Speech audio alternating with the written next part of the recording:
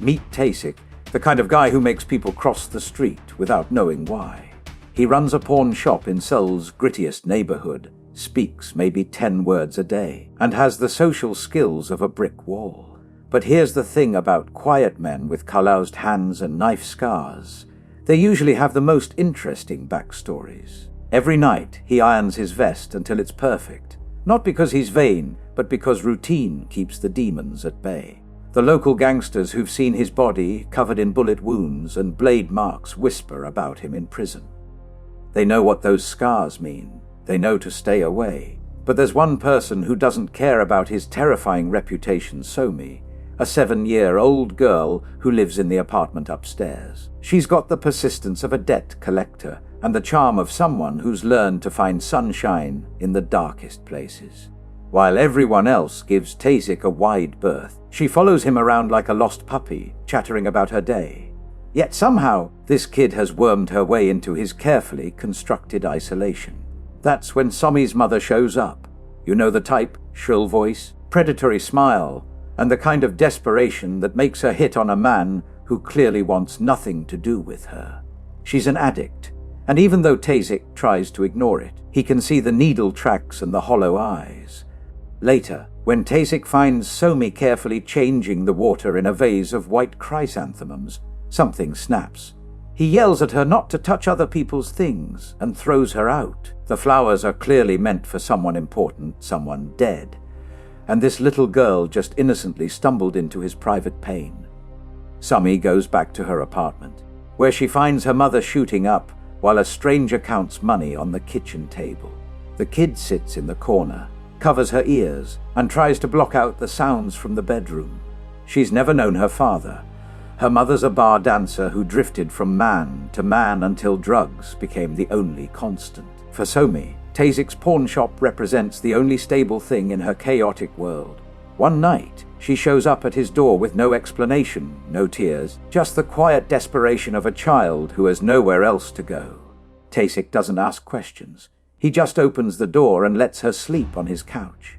In the morning, she leaves a thank you note with a tiny smiley face drawn with her fingernail. The next day, Tasic comes home to find Somi being bullied by a woman and her son. They're accusing her of stealing a wallet, calling her names, treating her like garbage.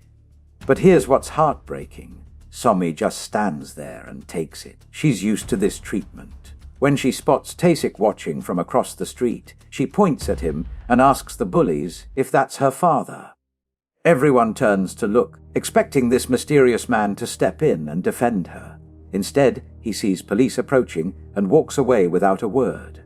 The look on Somi's face is devastating. She realizes she means nothing to him. That evening, she gives him a card and starts crying. She asks if he's ashamed of her, if that's why he ignored her. She tells him it's okay, because her teachers and friends treat her the same way.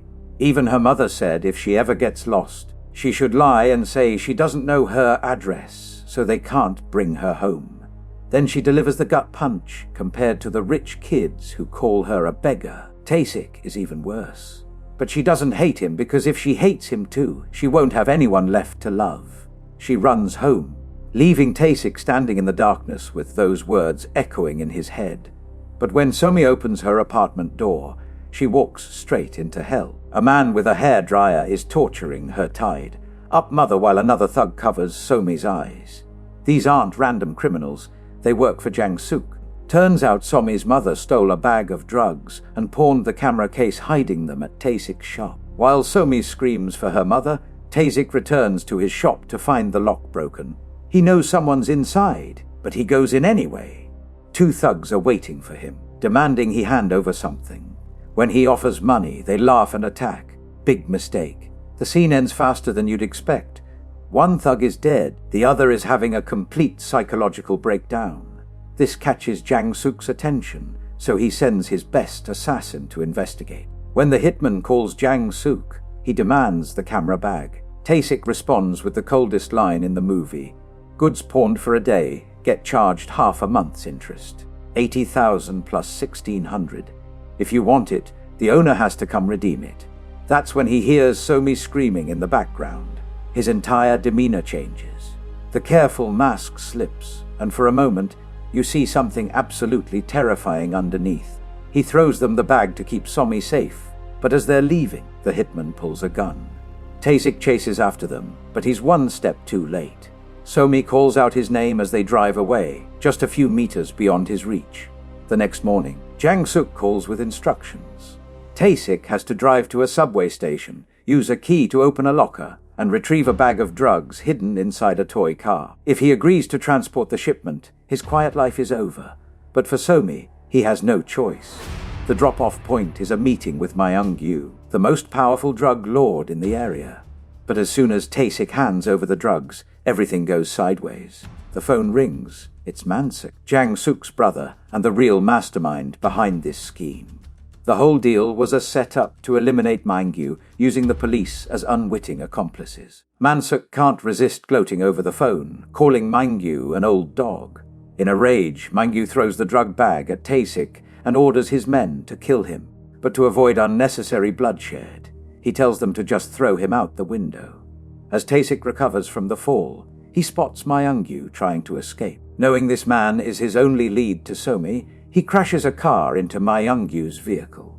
But when he opens the trunk to search for clues, he finds something that stops him cold. Somi's mother is inside, dead. Her stomach has been cut open and her eyes removed. Even with her face distorted by torture, Tasic recognizes her. The police arrive and arrest him as the prime suspect. He doesn't defend himself, doesn't react, just sits there thinking about that mutilated corpse and wondering if Somi is still alive or suffering the same fate. When his eyes fall on the card Somi once gave him, something shifts. The confusion and pain in his heart gets sliced away by an invisible blade. Whether Somi is alive or dead, he's going to find out. The police chief arrives to search Tasic's pawn shop and finds the first thug's corpse still on the floor. They immediately call for increased security at the jail, but it's too late.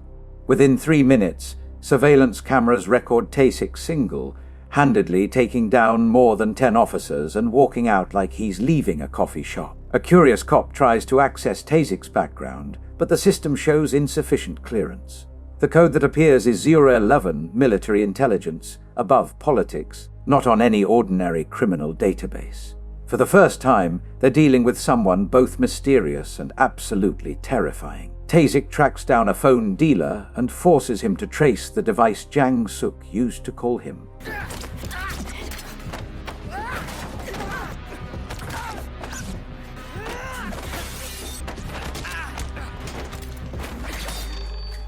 The trail leads to a massive entertainment complex where, by sheer coincidence, he shares an elevator with Mansuk. Neither recognizes the other, but Mansuk notices Tasic is sweating and asks if he's okay. The elevator doors open to chaos. Someone spots Tasic and starts shouting alerts.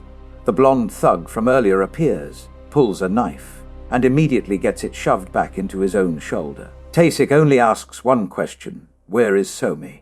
Before he can get an answer, the hitman arrives and starts shooting. In the gunfight, the blonde thug dies, and Tasic retreats to the bathroom.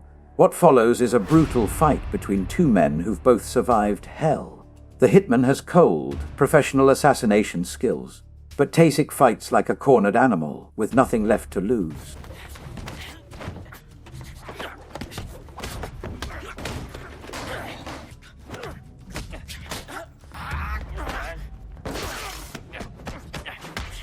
Unable to gain the advantage, he has to retreat. Outside, Mansuk manages to stall the police while he escapes in a white car. Tasic picks up the phone Mansuk dropped, steals a car with an axe, and gives chase despite blood pouring from his bullet wound. The phone rings. It's Mansuk. Tasic asks just one thing: is Somi alive? The answer destroys everything. Somi is dead. Her organs were sold to wealthy clients for a fortune. Those words hit like a final knife through his already shattered soul. He'd lived in silence, wanted to disappear, thought life had nothing left to offer. Tasic says, "You guys live for tomorrow, right?" Mansuk asks what he's talking about. People who live for tomorrow die at the hands of someone who only cares about today. Today, I live only to send you to hell. He hangs up and drives to the only friend he still trusts. Without questions or explanations, this man immediately starts treating Tasic's gunshot wound. Their former comrades who've been through life and death together. While being bandaged in that simple room with no anesthetic, the pain brings back memories. Tasic was once the most elite operative in the National Intelligence Service from 1998 to 2006. He specialized in the darkest missions: sabotage, assassination, bombing, kidnapping, agent training. He earned the most prestigious medals his country could award. But in 2006, a car accident took everything. His pregnant wife died on impact. He was critically injured and his file was permanently sealed. The crash wasn't an accident. It was revenge for all the enemies he'd made over the years. He never thought he could live like a normal person again, never dared dream of having a family. Since then, he'd withdrawn from the world, existing like a shadow in his small pawn shop, until Somi appeared. She didn't knock or ask permission, just stepped into his world carrying a small ray of sunshine. Maybe because they shared similar circumstances, or maybe because he saw in her the child who was never born. She made his heart beat again. Now there's nothing left to protect, no one left to lose. Only one thing keeps him breathing blood, is the only thing that can bring justice for Somi. The phone rings. It's the police chief, who's finally discovered Tasic's real identity. He has important news: Somi is still alive. She's being held at a place called the Ant Cave, a facility that specializes in detaining children who've been kidnapped or sold by their own parents. Because children's organs are harder to sell than adults, the Suk brothers have turned these kids into tools for drug processing and transport. The police want Tasic to cooperate, but he doesn't respond. In his mind, there's only one thing left: making those two pay with his own hands. Being a top special agent, his tracking and infiltration skills are unmatched. Following the toy car and the chain of clues, he quickly locates the underground operation disguised as a legitimate warehouse. Inside, dozens of children under 10 are working in toxic chemical fumes. In another room, surgical instruments are covered in blood. Human corpses with empty eye sockets lie next to a refrigerator full of harvested organs. One of the bodies is Mayangyu. Another is a small child with a face carved hollow. The despair of these children ultimately leads to only one fate: being squeezed dry until there's nothing left. Gunfire erupts. Jang-suk and his men pour out like angry hornets, but it's too late. Tasic appears like a nightmare made flesh, dragging Jang-suk into the room filled with chemical fumes. At the port, Mansuk is moving merchandise when he gets a call. Tasic demands Somi's return. Hearing his brother scream over the phone, Mansuk finally starts to feel afraid. He threatens to make Somi die more painfully if anything happens to Jang-suk, then orders his men to gouge out the girl's eyes. But Jang-suk is no longer human in Tasic's eyes. He connects a drug pipeline to an oil lamp, cuts the gas line, and slits the drug bag so powder flows across the floor with each step. The oil lamp gradually tilts, its flickering light like a funeral pyre. Jang-suk screams, begs, cries hysterically, but it's all meaningless. The explosion burns down the entire facility, fire rising into the sky like a sacrificial offering. Tasic gives the phone to a surviving boy, telling him to find his mother. His eyes show no hesitation left. In the ambulance, the hitman prepares to gouge out Somi's eyes himself. She still doesn't understand what's happening, still hopes to see her mother again. Her clear eyes look at the hitman as she asks if he promised to take her to her mother. At that exact moment, Tasic launches a single-handed assault on the Suk brothers' main base. None of the thugs expected him to be this insane. Mansuk shouts, asking what that little girl means to him that he'd chase them here. Tasic's response is devastating in its simplicity. She's a neighbor. Mansuk calls him crazy and throws a glass jar on the ground. Inside are 2 human eyeballs that he claims belong to Somi. The sound of shattering glass cuts through Tasic's heart like a blade tearing at his insides. He picks up the jar with shaking hands. From across the room, Mansuk demands to know where his brother is, but gets no answer. The space begins to fill with a murderous aura so cold it's numbing. Tasic asks, "How many teeth do you have?" Mansuk doesn't understand.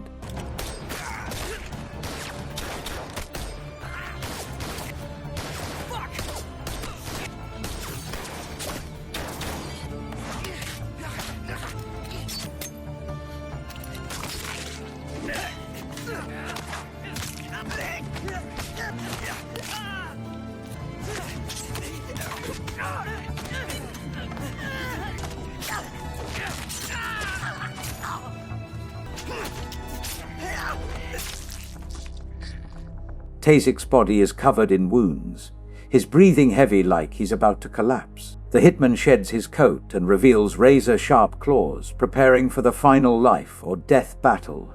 Without probing or speaking, he immediately attacks.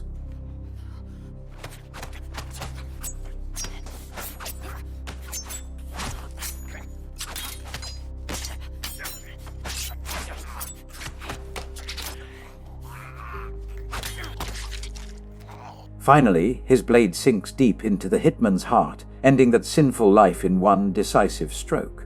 Mansuk tries to escape in his car, but Tasic shoots out the tires. The vehicle skids out of control and crashes into a pillar. Inside, Mansuk frantically calls the police, his hands shaking as he screams about bulletproof glass and how he'll just wait for backup. But Tasic doesn't respond. He coldly steps forward and points his gun at the windshield. Tasic says, "One bullet left." He doesn't need another word. This last bullet will close the blood debt. His eyes are calm, but inside is a devastating emptiness. The lights flicker as he steps out like someone returning from hell, a person who existed in darkness because of one ray of light. Now that the light has gone out, he has no reason to continue. He loads the magazine and quietly raises the gun to his own head, preparing to end everything. But at that moment, a tender voice calls out. In the darkness, Somi steps forward. She's trembling, asking, "You came to save me, didn't you?" He stammers, doesn't dare let her come closer because his hands are too bloody. But she keeps walking toward him, her eyes full of hope. "You came to save me, didn't you?" He's choking. His heart is more constricted than his throat. The police arrive to seal off the chaotic scene. In the body bag is the doctor who once intended to gouge out Somi's eyes. Now he's tasted that pain himself. That day was also when the hitman who faced Tasic experienced something new. On the way back, Tasic buys Somi a new backpack, notebooks, and a small pen. He tells her to keep living, to live well, to grow up strong. He apologizes for ever pretending not to know her. Somi smiles for the first time, seeing her uncle's genuine smile. He asks if she can live on her own. The story ends where light and darkness meet, where a man who once wanted to die found a reason to live, and a child who thought she'd lost everything found a final embrace. Just once can I hold you. The film ends here.